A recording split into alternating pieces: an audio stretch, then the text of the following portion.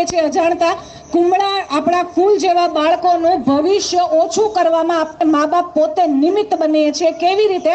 આજનું રેકોર્ડિંગ મારું કરવાની છૂટ છે. હું અમુક કંપનીઓના નામ નહીં લઈ શકું, પણ પર્સનલી મારી સાથે બેસવું હોય તો ફોન નંબર આપી દઈશ, તમને છૂટ છે. હું અહીંયાથી જેટલી વાતો કહું છું એ સાબિત થયેલી ગૂગલ પર સર્ચ કરવાની છૂટ છે. ખાલી મારી મર્યાદા એટલી છે કે કંપનીના નામ નહીં બોલી શકું, પણ તમે સમજી જજો ઈશારાની અંદર. ચોકલેટની એક બહુ ફેમસ કંપની છે, એનું નામ અહીંયા બેઠેલી દરેક વ્યક્તિએ સાંભળ્યું છે, હું નહીં લઈ શકું. ચોકલેટની એક કંપનીએ સ્વીકાર્યું છે, કાન ખોલીને સાંભળજો, એણે સ્વીકારેલું છે કે પોતાની ચોકલેટમાં વાછરડાના માંસનું મિશ્રણ કરે છે. અહીંયાથી કહેલી દરેક વાત ગૂગલ પર સર્ચ કરવાની છૂટ છે તમને. હું કંપનીનું નામ પર્સનલી મળશો ને તો આપીશ, જાહેરમાં હું ના લઈ શકું, એ લોકો મને જેલમાં નાખી દે. એક કંપની ચોકલેટ બનાવે છે જે બધાએ જ ખાધેલી છે, એ વાછરડાના માંસનો ઉપયોગ કરે છે. ફેસ પર લગાવવાનું એક ક્રીમ આવે છે, એનું નામ પણ નહીં લઉં હું, એમાં ડુક્કરની ચરબીનું તેલ છે. મારી પાસે પ્રૂફ છે, તમને જોઈતા હોય તો હું આપીશ. એલોપેથિક દવાઓ ખાઈએ છીએ, ઝેર છે. એક બીમારીને દવા દબાવે છે, બીજી બે નવી બીમારીઓ ઊભી કરે છે. સાબુ જે સવારે ઉઠીને ઘસીને નાહીએ છીએ, કેમિકલથી ભરપૂર છે, કેન્સર માટેનું બહુ મોટું રીઝન છે.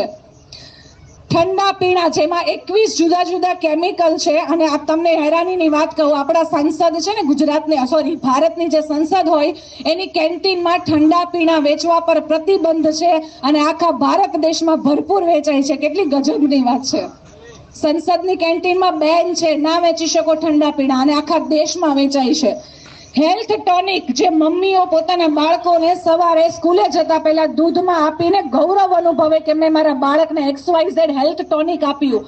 શેમાંથી બને છે તમને કહી દઉં. અખિલ ભારતીય સંસ્થા છે દિલ્હીની, જે ભારતની સૌથી મોટી લેબોરેટરીમાંની એક છે. ત્યાં સાબિત થયેલું છે કે મગફળીનું તેલ કાઢ્યા પછી જે કચરો બચે, જેને આપણે ગામડામાં ખેડૂત જે હોય પ્રાણીઓને આપી દે ખાવા, એ કચરામાંથી હેલ્થ ટોનિક બને છે, જેના કરોડો રૂપિયાના આપણે ચૂકવીએ છીએ ને આપણા બાળકોને ખવડાવીએ છીએ. મગફળીનું તેલ કાઢ્યા પછીનો કચરો વધે એની વાત કરું છું. અમિતાભ બચ્ચનનું એક ઓપરેશન થયેલું, 10 કલાક ઓપરેશન ચાલેલું, એનું મોટું આંતરડું કાઢી નાખવામાં આવ્યું. ડોક્ટરે કીધું ઠંડા પીણાથી આંતરડું ખરાબ થયું છે, અને એના પછી અમિતાભ બચ્ચને એ ઠંડા પીણાની એડ કરવાનું બંધ કરી દીધું. હવે ચિંતાનો વિષય શરૂ થાય છે, જે હવે હું બોલીશ. આપણા બધાના જીભને બહુ પસંદ આવે એવા પિઝા જે બી કહેતા હોય તમે, હવે ધ્યાનથી સાંભળજો. પિઝામાં ટેસ્ટ લાવવા માટે ગૂગલ કરવાની છૂટ. E631 કેપિટલ E631 નામનું એક તત્વ આવે છે, જે ટેસ્ટ લાવવા માટે ઉમેરાય છે. એ ડુક્કરના માંસમાંથી બને છે. સાબિત કરવાની જિમ્મેદારી મારી. ના ખબર હોય તો મારી પાસે આવજો, ગૂગલ પર પણ સર્ચ કરવાની છૂટ. પિઝા ખાઈએ છીએ, એને ટેસ્ટી બનાવવા ડુક્કરના ચરબીનું તેલ ઉમેરવામાં આવે, ડુક્કરનું માંસમાંથી બને છે એ તત્વ. ખાવા પીવાની વસ્તુઓ પર અમુક કોડ હશે, મારું રેકોર્ડિંગ ચાલુ હોય તો ઠીક, નહીં તો કરી લો. E322 લખેલું હોય પેકેટ ઉપર તો એ ગાયનું માંસ છે. E322 લખેલું હશે ફૂડ પેકેટ ઉપર, એ ગાયનું માંસ છે. E442 છે તો આલ્કોહોલ અને રસાયણ છે. E471 છે તો ગાય, માંસ અને આલ્કોહોલના તત્વો છે. 481 લખેલું હોય તો ડુક્કર અને ગાયના માંસનું મિશ્રણ છે. ડુક્કર પ્લસ ગાય પ્લસ બકરીના માંસનું મિશ્રણ હશે તો 472 લખેલું હશે. આવા અલગ અલગ 50 કોડ છે મારી પાસે, જે આપણા ફૂડ પેકેટ પર લખેલા હોય. હવે તમને એમ થાય આ ક્યાં લખેલા હોય?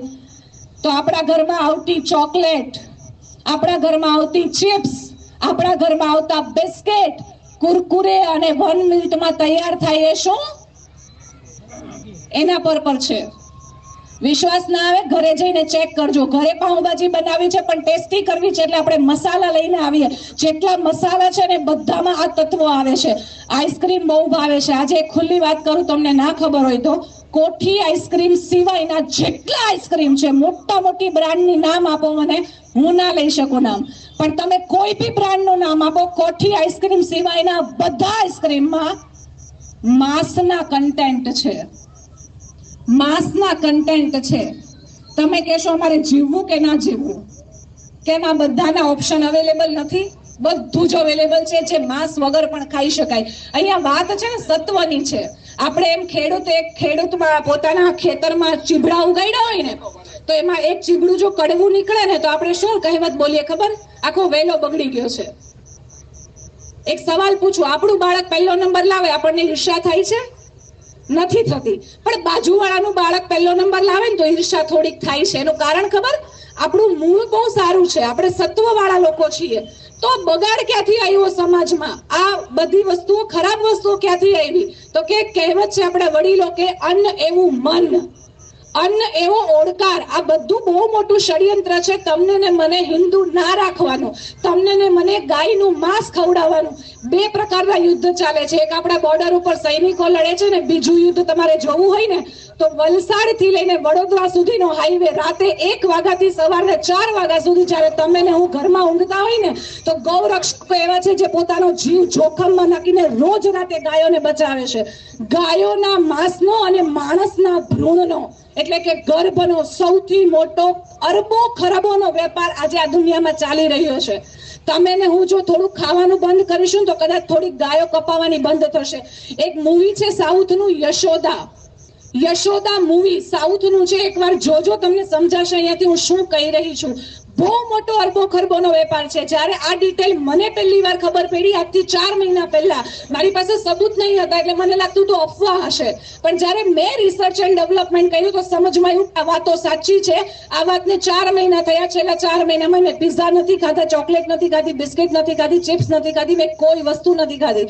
મેં ખાવાનું છોડી દીધું. જ્યારે બી મારી સામે હવે કદાચ મન થાય તો હું સવાલ પૂછું, હું હિન્દુ છું, હું શાકાહારી છું, શું હું ઈચ્છું કે ગાયનું માંસ ખાઉં? શું તમે ઈચ્છો તમારું બાળક ગાયનું માંસ ખાય? દેખાતું નથી પણ એ વેફરમાં છે, દેખાતું નથી ચોકલેટ બિસ્કિટમાં એના તત્વ છે. આ કાન આમ નથી પકડાવતા, આમ પકડાવે છે. ડાયરેક્ટ ખબર ના પડે એટલે એના સાયન્ટિફિક નામ લખેલા છે, E3020 આવા અલગ અલગ નામ આપેલા છે. તો સવાલ છે કે શું આપણે હિન્દુ છીએ? અને જો હિન્દુ હોય તો આ બધું ના ખવડાવવું જોઈએ. તમને એવું લાગે બાળકો રહે જ નહીં? કોણે કીધું ના રે? મારો 2.5 વર્ષનો છોકરો છે, 2.5 વર્ષનો. અહીંયા સામે અત્યારે લાવું તમે એને ચોકલેટ બિસ્કિટ ચિપ્સ બતાવશો એટલે એમ કહેશે છી, નો. એને ટેસ્ટ નથી કર્યું. ચોકલેટ, બિસ્કિટ, વેફર, ઠંડા પીણા, આઈસ્ક્રીમ. ઘરમાં 10 લોકો બેસીને આઈસ્ક્રીમ ખાતા હોય ને બાજુમાં ઉભો હશે એમ બોલશે છી, આ બધા ગાંડા કહેવાય જે ખાય ને એવું એ બોલે છે. 2.5 વર્ષનો છે. એને મારા મોબાઈલનો ફોન લોક ખોલતા નથી આવડતો. મારા ઘરમાં ટીવી નથી. તમે કહેશો કેવી રીતે જીવાય? મારા ઘરમાં ફ્રીજ નથી. મેં બહુ બધી ફોરેન ટ્રીપ કરી છે, આખા ભારતમાં ફરી છું, ઇન્ડિપેન્ડન્ટ છું, પોતાના દમ પર ઘર લીધું છે, ગાડી લીધી છે, મારો બિઝનેસ કરું છું, 47 નંબરનો સ્ટોર મારો હતો, તમે વિઝિટ માટે આવ્યા હશો, ખબર હશે. પણ મારા ઘરમાં ફ્રીજ નથી, હું નથી વાપરતી. કાર્બન ડાયોક્સાઇડ શરીરમાંથી બહાર કાઢીએ છીએ, ઝેરી તત્વ છે, ઝેરી વાયુ છે, અને ફ્રીજમાં એ જ કાર્બન ડાયોક્સાઇડથી આપણી વસ્તુઓ ઠંડી થાય છે ને એને આપણે ખાઈએ છીએ. તમે કહેશો કેવી રીતે રહે વસ્તુ? આપણા બાપ દાદાઓ ફ્રીજ વગર વસ્તુઓ કેવી રીતે રાખતા? રહેતી ને, આજે પણ રહી છે, મારા ઘરમાં રહી છે. કહેવાનો મતલબ એટલો છે હંમેશા આપણી પાસે ચોઈસ હોય છે કરવું કે ના કરવું. આયુર્વેદા તરફ જઈએ, ઓર્ગેનિક વસ્તુ તરફ જઈએ. એક નાનકડો આંકડો કહીને વાત પૂરી કરીશ. ભારતના 135 કરોડ લોકોની આબાદી છે. બહુ ધ્યાનથી સમજો. 135 કરોડની આબાદી છે. રોજના ખાલી 10% લોકો, કેટલા? 10% લોકો, 135 માંથી 10% લોકો જો રોજનું ખાલી 10 રૂપિયાના ફ્રૂટનું જ્યુસ પીવે તો શું થાય ખબર છે? મહિનાના 3,900 કરોડ રૂપિયા દેશમાં જ રહેશે, બહાર નહીં જાય. મહિનાના કેટલા? 3,900 કરોડ રૂપિયા. અને એક બીજી તમને આંધળું અનુકરણ પશ્ચિમનું, જે ઠંડા પીણા આપણે ઝેર પીએ છીએ ને એનાથી શું થાય છે? રાઈટ નાઉ રોજના 7,000 કરોડ રૂપિયા, મહિનાના નથી કહેતી, કેટલા કહું છું? રોજના 7,000 કરોડ રૂપિયા વિદેશી કંપનીઓ ઠંડા પીણાના નામે આપણને ઝેર પીવડાવીને આપણા દેશમાંથી લૂંટીને લઈ જાય છે.